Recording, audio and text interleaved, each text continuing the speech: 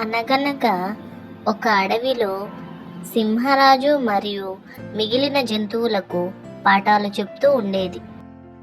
చిలుక లేచి ఇలా అడుగుతుంది: సింహరాజా, టుడే క్లాస్ ఏమిటి?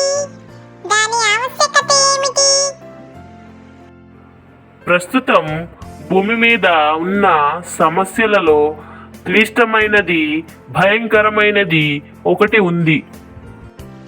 అవునా? ఏమిటి అది సింహరాజా? ప్రస్తుతం పెనుభూతంలాగా విస్తరిస్తున్న ప్లాస్టిక్ సమస్య. ప్రపంచ ఆధునీకరణ పేరుతో చేపడుతున్న కార్యక్రమాల వలన ఈ ప్లాస్టిక్ ఉత్పత్తి పెరిగిపోయింది.